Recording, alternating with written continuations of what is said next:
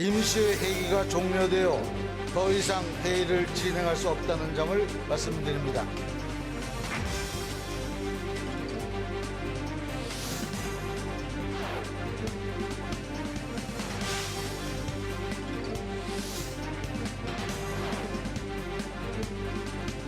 소득이 크게 줄어드는 손에도 기꺼이 감수하고 선거 개혁의 길에 나섰으면 이제 자유한국당이 도착할 차례입니다.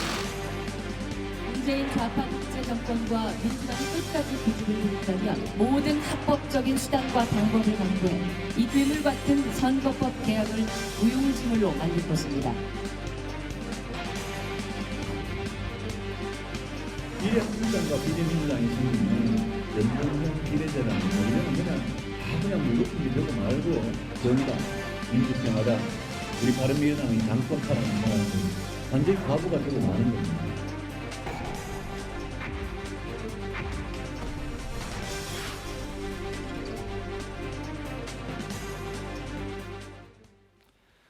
서울 서초갑의 새로운 보수당 이해운 의원, 민주당 마포울 지역위원장 정청래 전 의원 자리했습니다. 어서 오십시오. 네, 안녕하세요. 안녕하십니까. 새로운 보수당 새 로고가 나왔던데 먼저 하나 볼까요? 네, 이 의원님 설명 들을까요? 네. 예쁘게 나왔던데. 네. 당 컬러는 일단 스카이블루로 했습니다. 네. 세계 만국 공통의 보수 정당 색깔이 파란색이에요. 예를 들면 영국, 아, 가장 그래요? 네. 100년이 넘는 보수 정당 역사를 갖고 있죠. 네. 캐나다 등등 모든 나라들이 다 그렇고 우리나라만 희한하게 보수가 지금 빨간색을 쓰는데 원래 빨간색은 진보의 색깔이죠. 그래요? 그래서 네. 이제 진보들을 이제 낮춰서 부르는 말로 빨갱이라고 그러시는 이유가 다 네. 거기에서 연유가 되는 거거든요. 네. 근데 어쨌든 그런데 이제 저희는 보수 정당 컬러를 갖고 가겠다 만국 네. 공통의 그런 얘기고 이제 그 로고는 자음하고 모음을 새로운 보수당의 그 자음을 다 그렇더라고요. 형상한 네. 거예요. 이렇게 시옷자, 예. 네, 리을자, 일자, 이음자. 로자하고 네. 비슷하죠. 운자랑 비슷하죠. 그게 이제 어떻게 보면 자음이 굉장히 많잖아요. 21개나 되잖아요. 이 다양한 우리 국민들을 다 담겠다. 이런 의미의 알겠습니다. 형상화입니다. 네. 두 번 보여드리는 것도 부담이 되네요. 선거철이 다가오니까. 잘 되시길 바라겠습니다. 네. 자, 선거법 처리를 위한 본회의가 오늘쯤 열려서 표결 처리를 하나 싶었는데 하루 미뤄졌습니다. 어디서는 의장단이 워낙 힘들었다고 필리버스터 때문에 이틀 동안 또 홍남기 부총리 탄핵안 때문에 탄핵소추안 때문에 그게 오늘까지라면서요. 그래서 미뤘다. 제가 네. 알아봤어요. 그랬는데 며칠 동안 문희상 의장, 주승용 부의장 두 명이 번갈아 가면서 사유를 보면서 거의 극심한 체력 저하 이렇게 네. 온 것 같고요. 그리고 이주영 부의장이 3교대로 돌아갔으면 오늘 할 수도 있었다 이런 네. 거고요. 저희 입장으로서는 선거법을 하루라도 빨리 처리하는 것이 좋은 거죠. 하루 네. 늦춰진 거죠. 네. 내일 선거법을 처리할 가능성이 있는데, 네. 그 표를 한번 볼까요? 네. 표를 한번 보겠습니다. 네. 자, 지금 오해가 있을까봐 제가 설명을 드려야 할 것 같습니다. 저 이해훈 의원님 자꾸 뭘 달라고 하시는데 이해훈 의원님 그 샷이 잡혀가지고 네, 제가 설명드리자면 지금 저 원고를 못 받으셔가지고 네. 질문지를 못 받아서 죄송합니다. 그래서 네, 지금 저희 스태프들에게 한부 달라 하는 모습이 보였습니다. 방송 내일, 재미네요. 네, 생방송이라는 게 딱 이런 묘미가 있는 거죠. 내일 저희가 예상을 해봤습니다. 일단 선거법 개정안을 먼저 올릴 겁니다. 그러면 한번 필리버스터 했던 법안은 필리버스터 못하니까 표결 처리 들어갈 수 있습니다. 자유한국당은 필리버스터 못합니다.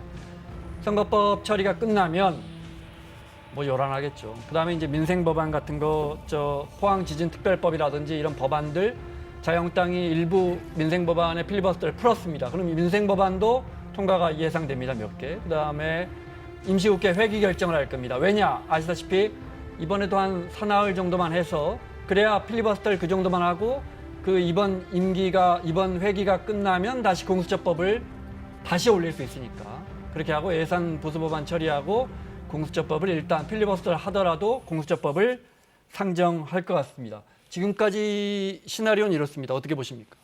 네, 그렇게 갈 걸로 보입니다. 근데 이제 오늘 해도 되는 거를 굳이 내일로 미루는 자체는 네. 제가 보기에 이제 홍남기 부총리에 대한 탄핵 소추안이 자유한국당에서 발의가 됐잖아요. 네. 근데 그거는 3일 안에 처리를 해야 됩니다. 네, 회기가 그래서- 오늘까지니까. 예, 네. 그래서 오늘을 넘기게 되면 이제 이 사람들이 처리 안 해도 되니까 네. 오늘 넘기려고 그러는 것이 아닌가. 뭐 여러 가지 다목적 카드겠죠. 네. 알겠습니다. 그 본회의장 전투 예보라고 일기예보처럼 해놨는데 일단은 그렇게 될 가능성이 높은 거죠. 그 네. 한국 시리즈로 치면 3차전이 붙는 거죠. 그래서 1차전 선거법 하고 네. 다시 공수처법을 상정하고 다시 필리버스터하고 네. 그다음에 다시 열어서 공수법 처리하고 처리하고. 네. 그리고 검경 수사권 조정안 그것도 이제 하게 되는 건데 국민들 보시기에 어떨지 모르겠어요. 이것이 막는 쪽이나 밀어붙이는 쪽이나 둘 다 이제 좀 문제가 있다고 지적을 하실 텐데 네. 어쨌든 국회는 다수 의결 표결 처리 아니겠습니까? 우리가 총선 때도 한 표라도 더 얻어야 당선이 되는 것처럼 네. 소수를 무시해서도 안 되지만 다수의 의견도 또한 무시돼서도 안 된다. 그래서 어쩔 수 없는 고육책인 것 같습니다. 네. 근데 그 다수의 의견이라는 것이 이제 어떻게 보면 그동안에 국회가 운영해 오던 원칙을 깨는 거죠. 교섭단체끼리 모든 안건 상정할지 말지 언제 할지 뭐뭐뭐를 상정할지 정하는 건데 그 교섭단체 2개를 완전히 그냥 없애버린 거 아니에요? 민주당이 제낀 거죠. 야권의 제1세력인 자한당을 제꼈고 두 번째 세력인 저희 새로운 보수당을 제낀 거잖아요. 그리고 이제 어떻게 보면 꼬마 4명을 데리고 지금 하신 거잖아요. 그러니까 네. 이게 다수는 맞는데 문제는 그동안에 넘버1, 넘버2를 제낀 거를 보면 이거는 부당한 거죠. 그러기 위해서 패스트 트랙을 태운 거죠. 그러니까 국민들이 오해를 하시는 것이 네. 뭐냐면 패스트 트랙은 합의가 안 된 것을 5분의 3이 넘으면 그냥 가자라고 해서 패스트 트랙을 국회 선진화법을 만든 거예요. 그러니까 합의를 해야만 처리한다. 이런 것은 안 맞는 거죠. 아니 그래서 그 부분은 패스트 트랙의 원래 이제 취지는 원안을 올려놓고 이 원안을 자꾸 이제 지연시키니까 지연되지 않고 일정 시간만 기간 요건만 채우면 그냥 자동 표결에 붙인다. 이게 패스트 트랙의 취지고 본문도 그렇게 돼 있잖아요. 네. 근데 이분들이 다수라는 힘을 이용해서 한 명이라도 더 많다는 걸 가지고 자기들이 패스트 트랙 원안이 아닌 새로운 안을 만들어서 그걸 통과시키는 거예요. 그러니까 이게 꼼수라는 거죠. 자, 알겠습니다. 수정 그 아니에요, 논의는 수정안. 또 여러 번 했기 때문에 필리버스터 몇 장면 저희가 모아봤습니다. 보겠습니다.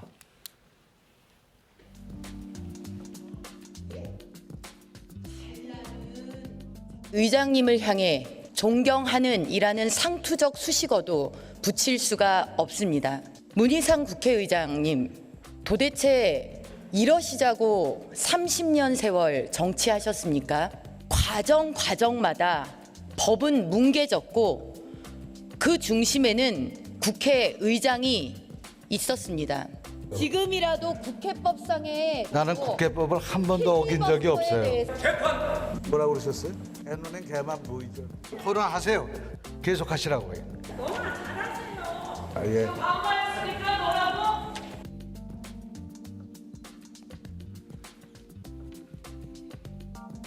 이정미 의원. 네. 왜 우리가 선거법을 필리버스터 개정해야 좀 하는지 볼까요? 이 연설문에 고스란히 담겨 있는 노회찬 정신 속에서 문재인 정부가 정책입니까? 정상화되면서 여러분들께 이게 뭐 40시간, 50시간 넘게 됐으니까요. 네.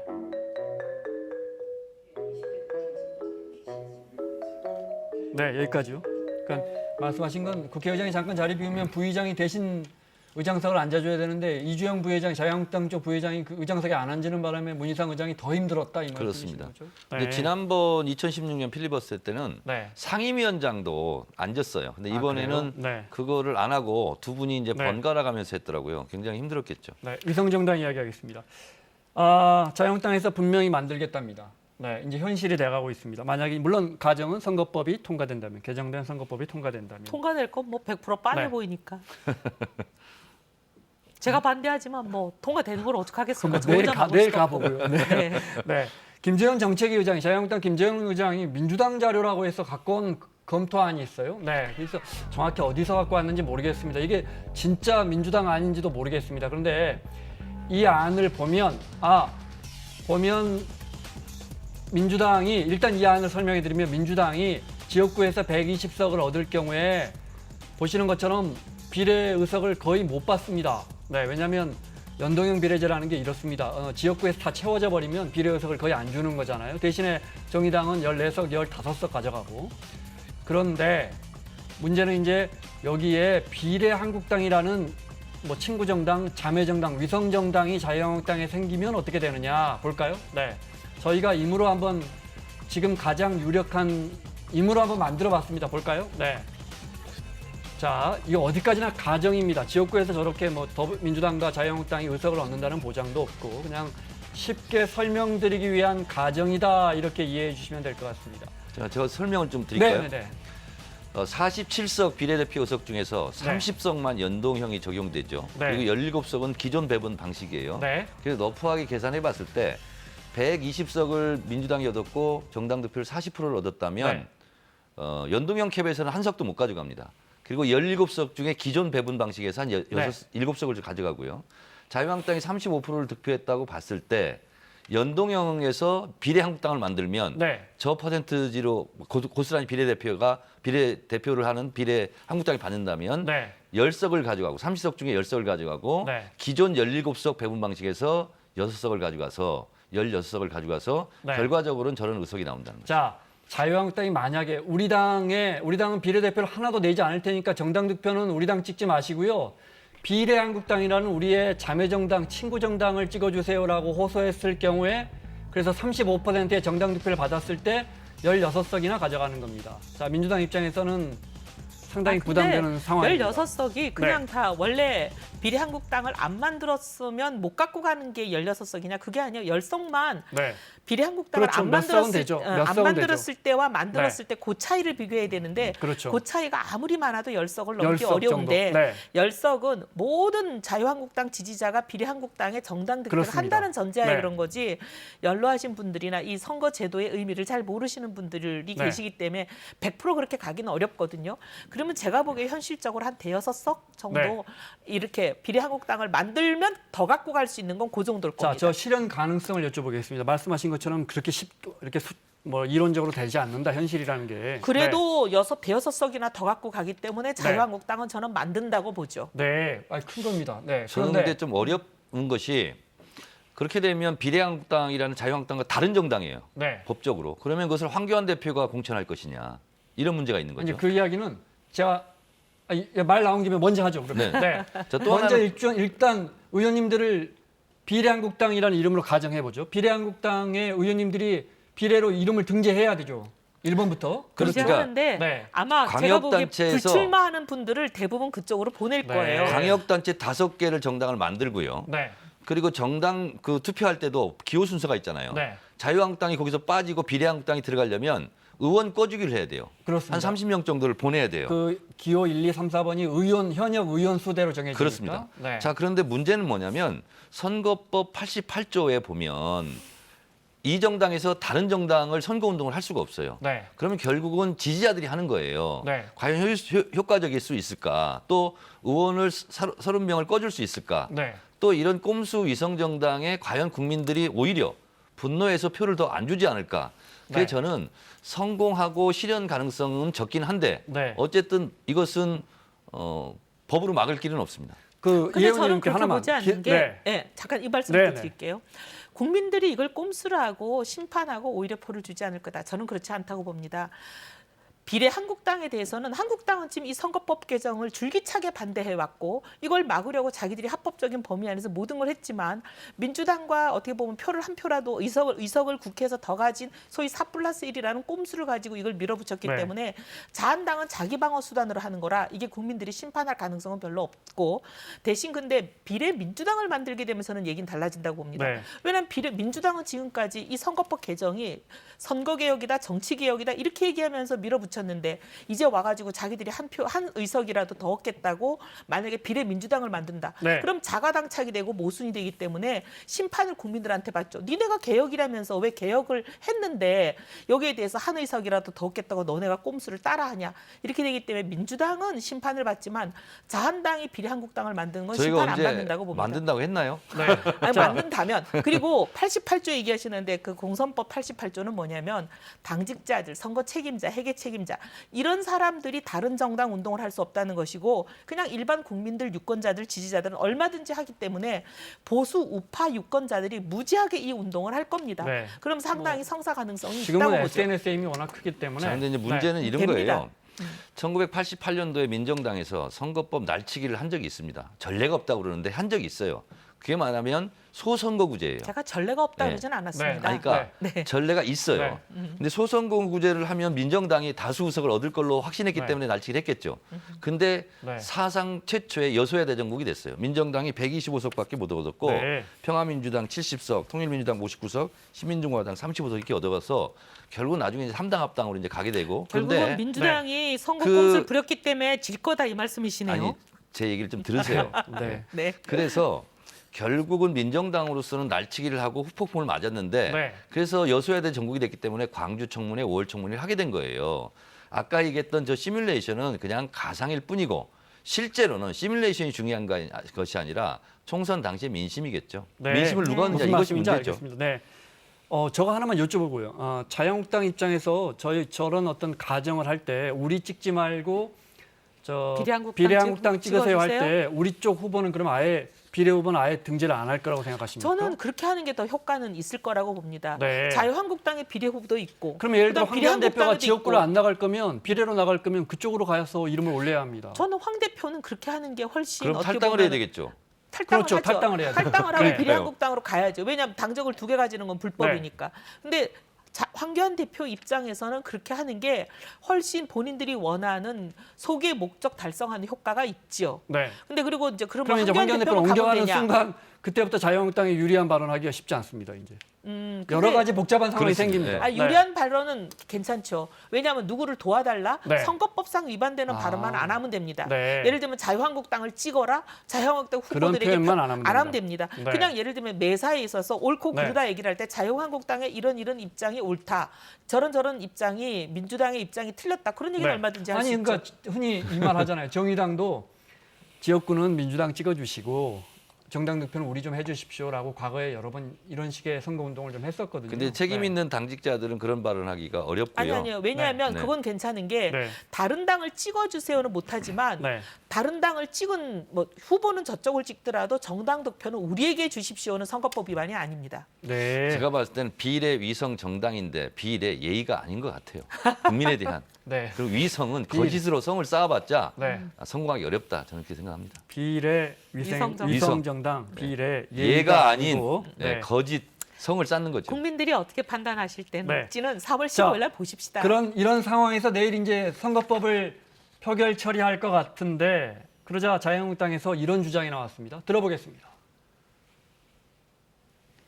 새로운 수정 동의안을 만들어서 제출해서 의결함으로써 우리 당의 비례대표 전담 정당 설립을 저지하려는 시도까지 하고 있다고 합니다. 비례대표를 공천하지 않는 정당은 지역구에서 국회의원 후보자를 공천할 수 없다라는 규정을 신설해서 수정 동의안을 제출하려고 한다는 정신 나간 그런 시도까지 하고 있다고 합니다. 이분들은 진짜 이성을 잃은 것이 틀림이 없습니다. 자, 이런 시도가 있습니까? 내일 선거법에 좀 한 문장 고쳐가지고 이렇게 비례정당 만드는 것 자체를 금지하게 저는 알 수가 없죠. 혹시 못 들어보셨어요? 못 들었어요. 당에서 이런 움직임인데 네네. 이렇게 하는 방법에 대해서는 어떻게 생각하십니까? 아니, 비례한국당을 만든다는 꼼수가 있는데 뭐 그런 것은 정도가 아니기 때문에 그것을 막을 수 있는 미비점, 법안의 미비점 수정안으로 충분히 낼 수는 있다 이렇게 생각합니다. 네. 근데 저 법안은 제가 보기 위헌입니다. 정당이 비례대표 후보를 낼지 지역구 후보를 낼지 또 누구를 낼지 그 네. 정당의 고유 권한인데 정당의 고유 권한을 침해하는 저런 선거법 개정안을 낸다면 저건 위헌이죠. 알겠습니다. 자, 하나 더 궁금한 게 있습니다. 그런데 정작 비례한국당 이름은 또 어떤 사람이 이렇게 미래 내다보고 등록을 했고 제가 보니까 자유한국당에서 좀 타진을 해봤는데 우리가 그 이름 좀 쓰고 어려워졌나 봐요. 이 이름은 쓰기 어려워졌다고 자유한국당에서 이야기를 했고 볼까요? 네.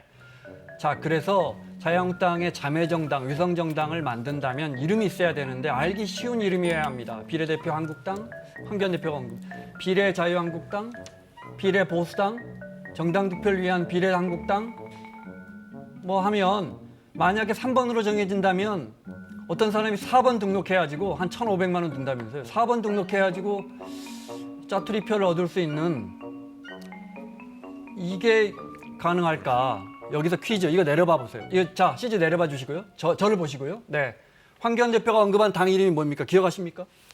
비례한국당. 땡. 아 그래요? 네, 비례한국당 누가 등록했고? 아 그럼 네. 비례자유한국당. 땡. 황교안 대표가 언급한 컨닝하지 마시고요. 다시 올려주십시오. 네. 아 그래요? 뭐죠? 네. 자, 비례대표 한국당 오늘 황교안 대표가 언급했는데 제가 이 질문을 드린 이유는 과연 유권자분들이 그 취지는 알겠는데 자유한국당 한석이라도 더 정당 득표를 얻으려면 내가 자유한국당 찍으면 안 되고 그 위성정당을 찍어야 돼 하고 들어가셨는데 저게 여러 개가 등록이 돼 있으면 어느 건지 모르겠다 이거죠. 그렇죠. 이게 정말 쉽겠냐? 한 번도 안 해본 일이라. 오히려 역으로요. 비례 그 자유한국당을 찍지 말고 네. 예를 들면 비례한국당을 찍어라 그러면 지역구에서도 자유한국당을 안 찍을 수도 있어요. 착각하셔가지고. 착각해가지고. 그렇게까지는 안 하실 것 같은데. 아니요, 근데 의외로 저런 일이 가능한 게 네. 우리가 가보면 네. 경로당에 하러 가면 민주당과 자한당을 구분을 못. 당시 이제 저는 새누리당 아니에요? 네. 새누리당과 민주당을 구분 못해요. 그냥 그분들은 오직 번호로만 기억하세요. 그래서 왜 지난 총선에서 새누리당인가가 있었어요. 네. 10 몇 번 정당에. 근데 네. 그래서 이제 이분들은 보면 번호로만 기억하시기 때문에 네. 번호를 알린다면 가능할 겁니다. 자유한국당 원하시는 분들은 정당 투표는 8번 해주세요. 그러니까 이렇게. 네. 사람은 1번, 사람은 2번, 그다음에 그렇게? 정당은 8번 이렇게 네. 아마 운동을 하면 가능할 겁니다. 그러니까 저희도 더불어민주당이잖아요. 공식 네. 명칭이. 근데 어떤 분들은 더불어당이라고 부르고 어떤 분은 민주당이라고 부르고 더불어민주당이라고 끝까지 부르는 분이 많지는 않아요. 많지는 않아요. 굉장히 헷갈려 하실 거예요. 알겠습니다. 자, 여야의 입장 관련해서 하나만 더 들어볼까요? 네. 선거법 개정은 또 하나의 개혁 대 반개혁의 충돌 아닙니다. 민주당은 국민의 명령대로 의석이 크게 줄어드는 손해도 기꺼이 감수하고 선거 개혁의 길에 나섰습니다. 이제 자유한국당이 동참할 차례입니다. 내친 김에 자유한국당에게 모든 민생 법안의 필리버스터 철회를 요청합니다. 민주당은 또 우리 자유한국당이 비례정당을 만드는 것에 대비해 비례민주당을 만드는 방안도 검토한다고 합니다. 이게 무슨 추태입니까? 천하가 웃을 일입니다. 먼저 비례민주당은 만들지 않겠다는 약속부터 하시기 바랍니다. 그렇다면 준연동형을 포기하십시오. 그러면 우리 자유한국당은 비례정당 만들지 않을 것입니다. 음악이 대부 같은데요? 네. 대부 음악이 깔렸습니다. 네. 민주당이 아직 확실한 입장을 내놓지 않고 있습니다. 많은 민주당 의원님들이 그렇게 가서는 안 될 것 같고요라고 이야기는 하십니다. 제가 그런데, 봤을 때는 지금 네. 비례대표를 위한 정당은 설왕설래가 있고 하지만 결국은 자유한국당이 저는 엄포용으로 그치지 않을까 이런 네. 생각을 하고요. 전 그렇게 합니다. 실현되기는 어렵습니다. 그리고 네. 실현을 할지라도 성과나 효과를 보기는 좀 어렵다. 네. 그런 생각이 저는 들어요. 자, 이혜원 의원님도 그 부분은 이혜원 의원님은 그 정당은 출연할 건데 뭐 20석 이렇지 않고 많아야 10석 적게는 한 대여섯 석? 그 정도밖에 안 될 것이지만 그것도 중요하기 때문에 할 것이다. 저는 할 네. 거라고 보고요. 네. 그리고 지금 우파가 어마어마하게 거세게 그걸 요구하고 있기 때문에 네. 보수 유권자들이 네. 자한당은 저는 안 하기가 어렵다 이렇게 보고. 네. 근데 민주당의 경우는 지금 자기들이 얘기하는 정치 개혁이 정말 이 선거법이라면 네. 하면 안 되죠. 비례민주당을 만들면 안 되잖아요. 네. 근데 왜 답을 안 하는지가 궁금합니다. 왜 답을 안 해야죠. 하는지 궁금하시다. 공식적으로 약속을 해야 됩니다. 정청래 의원님이 약속하시는 것 갖고는 안 되고 답을 당이 하고 공식적으로 안 하고 해야 됩니다. 네. 도 다 전략이에요. 그렇잖아요. 전략보다 중요한 거는 정치는 정도로 가는 거죠. 아니 네. 그러니까 할지 안 할지를 지금 모르시잖아요. 이혜원 의원님이. 아니 근데 그걸 언제 해야 되냐면 네. 이번 연말 정도 해가지고는 아무 소용이 없고 지금 4+1이 불안해하잖아. 이 사람들이 네. 원하는 거는 비례민주당을 만들어버리면 이 사람들이 1년 반 동안 고생해온 게 다 물거품 되는 거 아니에요? 정의당이나 대한신당 이쪽 예. 분들. 네. 그러니까 그분들에게 내일 선거법 표결 이전에 반드시 약속을 해야죠. 그래야 이게 정도죠, 정치. 그래서 일각에서는 아까 하태경 의원님 같은 당에 계시는 하태경 의원님은 3+1 정당 민주평화당이나 특히 정의당 이런 데서 혹시 비례 민주당 만들어 버릴까 봐 그렇게 되면 진짜 정당 득표를 얻는 의석수가 이 군소정당들이 확 줄어들기 때문에 그래서 굉장히 복잡해졌을 것이다라고 이야기하시더라고요. 원래 특히 국회에서 특히 이제 선거법 같은 경우 상대가 있는 게임이지 않습니까? 뭐 추측이 난무하죠. 네. 그런데 뭐 이제 두고 봅시다요. 어떻게 될지. 하여튼 알겠습니다. 저는 네. 민주당이 약속을 천명하는 거 국민 앞에 공개적으로 하는 게 정정당당하다. 네. 약속을 하라고 하는 저 요구도 정치적 의도에서 나오는 발언들이죠. 뭐 그렇진 두 분 않죠. 말씀 다 일리가 있어서 네. 우리 저 시청자분들이 판단하실 것 같습니다. 연동형 비례제가 되면 이제 두 번째 정당 투표가 중요해진다. 여기까지는 우리가 다 알고 있고요. 네. 그래서 이제 이상하게 이런저런 정당들이 막 생겨납니다. 네. 진짜로 총선에 이렇게 다 출전을 할지는 모르지만 이정현 의원도 독자 신당을 추구하고 있고 이현주 의원은 벌써 뭐 거의 모양새를 갖춘 것 같고요. 정광훈 목사의 기독자유당은 뭐 지난 총선에서도 2.6%인가 얻어서 아깝게 3%를 못 얻어서 의석을 못 받은 당이니까요. 네. 또 민중당 뭐 당연히 참가할 거고 뭐 저기 누구죠? 국가혁명 배당금당 저 허경영 씨까지.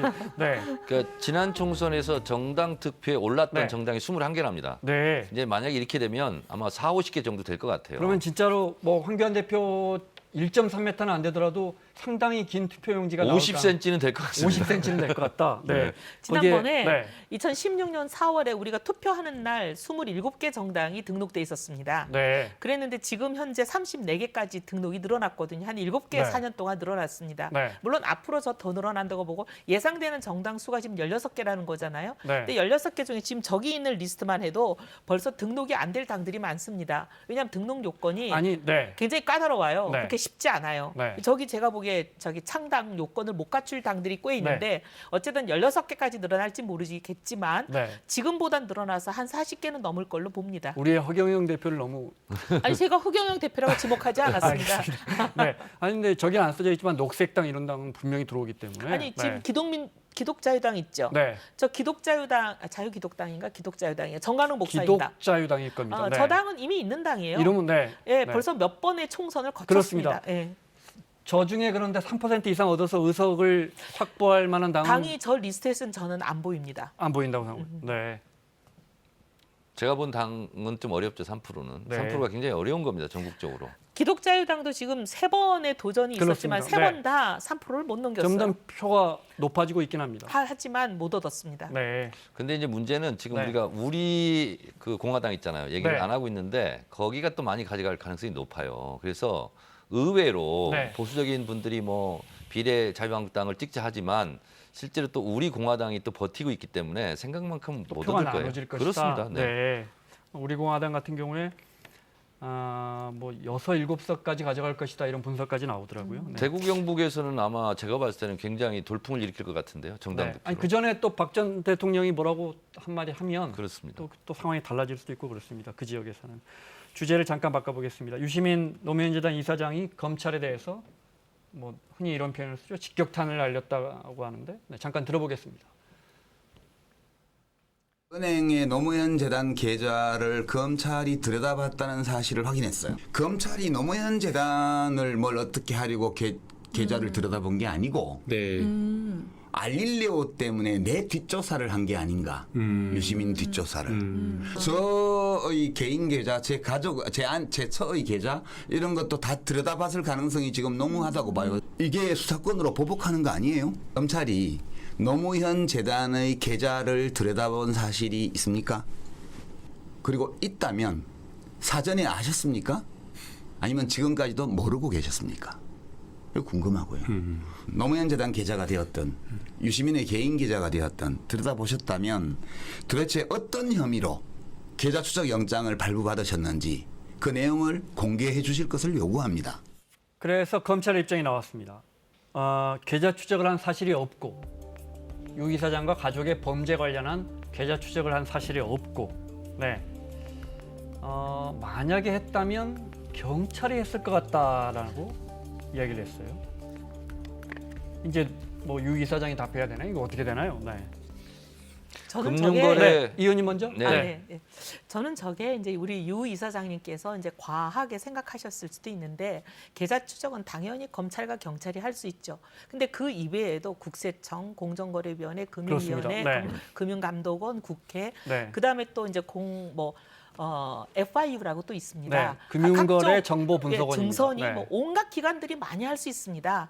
근데 그걸 딱 검찰이라고 특정하시는 거는 조금 오해하신 거 아닌가 그런 생각이 들고 만약에 검찰이 한 적이 없다라고 저렇게 공식 발표를 하려면 요새가 어떤 세상입니까? 네. 저거 나중에 진짜 검찰이 했는데 검찰이 저런 말하면 저거는 어마어마한 일이 됩니다. 본인들이 다 다쳐요. 네. 연금도 못 받으세요. 퇴직 네. 그냥 파면 되시면. 네. 근데 요새는 그런 거짓말을 할 공무원들은 자기 연금까지 희생하면서 거짓말할 공무원은 제가 보기에는 거의 없습니다. 검찰이 쉽지 자신들이 않을 안 겁니다. 했다고 하는 걸로 봐서 안 한 것 같다. 나는 안 했다고 보고 네. 오히려 다른 데서 했을 가능성이 있다. 유시민- 저는 오히려 경찰을 의심합니다. 유시민 이사장도 아무것도 없는데 저렇게 대놓고 뭔가 검찰한테 물어보진 않았을 거란 말이에요. 금융정보 네. 제공을 했다는 통지서를 받으셨겠죠. 네. 근데 이제 통지서라는 게 예를 들면 국민은행 계좌가 15개 있다 그러셨잖아요. 그럼 그중에 하나에 대해서는 통지서가 와도 나머지 몇 개 계좌를 통지하는 걸 유예해달라고 수사기관이 걸어버리면 그렇습니다. 네. 그거는 뭐 무한정까지도 통지가 안 될 수가 있습니다. 그러니까 통지가 안 된 거가 있을 거다 이런 의심을 하시는 거잖아요.